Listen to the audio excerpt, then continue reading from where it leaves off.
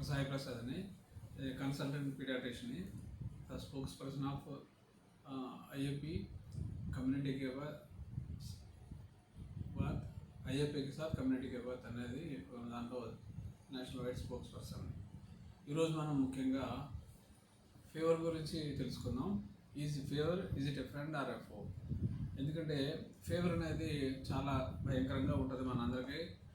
చాలామంది పేరెంట్స్ పిల్లల్ని తీసుకొచ్చినప్పుడు 100 ఉన్నది, 102 ఉంది, 104 ఉంది అని చెప్పేసి అలా కంగారు పడుతుంటారు.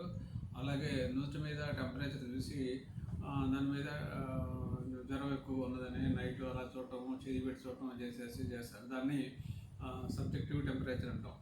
అలా కాకుండా థర్మామీటర్తో రికార్డ్ చేస్తే దాన్ని ఆబ్జెక్టివ్ టెంపరేచర్ అంటాం.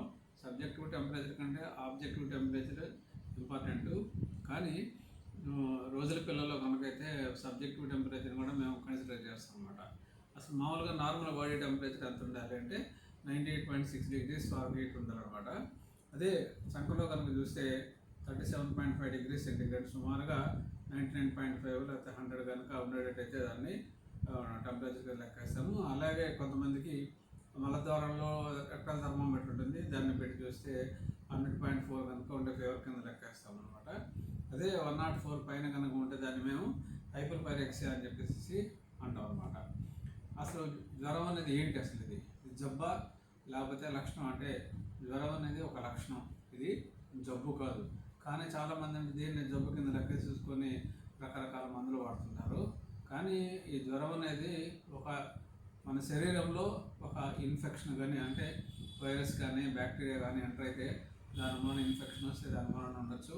లేకపోతే ఇన్ఫ్లమేషన్ అంటే లోపల ఏమన్నా సపోజు ఈ కీళ్ళ నొప్పులు కానీ ఇలా ఉన్నప్పుడు కానీ, లేకపోతే కొలాజన్ డిజార్డర్స్ అంటాం అలా ఉన్నప్పుడు కానీ, లేకపోతే వేరే క్యాన్సర్ అలా ఉన్నప్పుడు కానీ కూడా జ్వరం రావచ్చు అనమాట.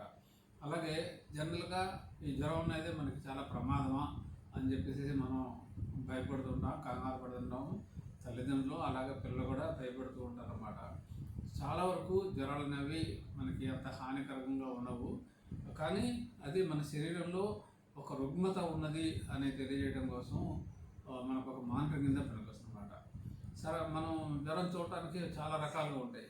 ఎట్లా చూస్తాం జ్వరం చూడటం అనేది?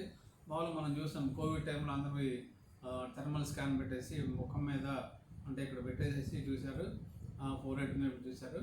అలాగే ఇంతకుముందు మనం నోట్లో పెట్టి మెర్క్యూరీ థర్మోమీటర్లో పెట్టి చూసేవాళ్ళం, ఇప్పుడు డిజిటల్ థర్మోమీటర్లు పెట్టి చూస్తున్నాం. కాబట్టి ఎక్కడెక్కడ చూడొచ్చు అంటే సంకల్లో పెట్టి చూడొచ్చు, అలాగే నోటి మీద పెట్టి చూడొచ్చు, నోట్లో పెట్టి చూడొచ్చు. ఇప్పుడు టింపానిక్ థర్మామీటర్స్ వస్తుంది అన్నమాట, అవి చెవులో పెట్టి కూడా చూస్తారు. అలాగే రెక్టల్ థర్మామీటర్. అన్నిట్లోకి ఎక్కువ టెంపరేచర్ కరెక్ట్గా సూచించేది రెక్టల్ థర్మామీటర్. కానీ అది చాలా కష్టం పిల్లల్లో చూడటం రెక్టల్ థర్మామీటర్ తోటి. అలాగే ఈ టింపానిక్ థర్మామీటర్ ఉంటుంది, ఇయర్లో పెట్టి చూస్తాం అనమాట. అది కూడా చాలా కరెక్ట్గా మనం శరీరంలో ఉన్న కోర్ టెంపరేచర్ కరెక్ట్గా చూపిస్తుంది. అది కూడా కొంచెం కష్టమైన పని. అందుకని కామన్గా మనం అంతా యూజ్ చేసేది ఏంటంటే మనం చంకలో పెట్టి చూస్తాం పిల్లలకి. మనం వాడాల్సింది ఏంటంటే ఎక్కువగా డిజిటల్ థర్మామీటర్ వాడాలి. మెర్క్యూరీ థర్మామీటర్లు ఇప్పుడు వాడకూడదు, ఎందుకంటే మెర్క్యూరీ పాయిజనింగ్ వస్తుందని చెప్పేసి మెర్క్యూరీ థర్మామీటర్లు వాడటం మానేసేసాం అనమాట. ఈ డిజిటల్ థర్మామీటర్ వాడినప్పుడు మనకి ఎలా వస్తుందంటే అది కుయ్యని సౌండ్ వస్తుంది. ఆ సౌండ్ వచ్చినప్పుడు మనకు ఆ టెంపరేచర్ మనం రికార్డ్ చేసినట్టుగా చూస్తాం. ఇప్పుడు ఈ జ్వరం కనుక వచ్చినప్పుడు కామన్గా మనకి ఇప్పుడు ఒకటి జ్వరం వస్తుంది, తగ్గిపోతుంది అని చెప్తుంటారు. కానీ బెస్ట్ ఏంటంటే ప్రతి 6 గంటలకు ఒకసారి టెంపరేచర్ చూసి ఎంత ఉందో పేపర్ మీద నోట్ చేయడం బెటర్ అనమాట. తల్లిదండ్రులు సామాన్యంగా మన శరీరంలో సాయంత్రం పూట 1 డిగ్రీ టెంపరేచర్ ఎక్కువగా ఉంటుంది. అంటే ఎక్కువగా మనం వర్క్ చేయడం వల్ల, మన ఫిజికల్ యాక్టివిటీ వల్ల, అంటే మనం పరిగెత్తడం, ఆటలాడటం కానీ, లేదా ఫిజికల్ వర్క్ చేయడం వల్ల కానీ జనరల్గా 1 డిగ్రీ టెంపరేచర్ రైజ్గా ఉంటుంది. అది నార్మల్ అనమాట. అలాగే తెల్లవారుజామున 1 డిగ్రీ టెంపరేచర్ తక్కువగా ఉంటుంది, అది కూడా నార్మల్ అనమాట. అంటే సుమారుగా నార్మల్గా మనకి 99.5 ఉండాల్సిన టెంపరేచర్ ఈవినింగ్ 100.5 ఉంటే అది నార్మల్ కిందే లెక్కేసుకుంటాం అనమాట. తర్వాత మనం ఈ జ్వరాలు వచ్చినప్పుడు మనం ఎందుకు వస్తుంది, అసలు జ్వరం అనేది ఎందుకు వస్తున్నది అనేది తర్వాత చెప్తాను.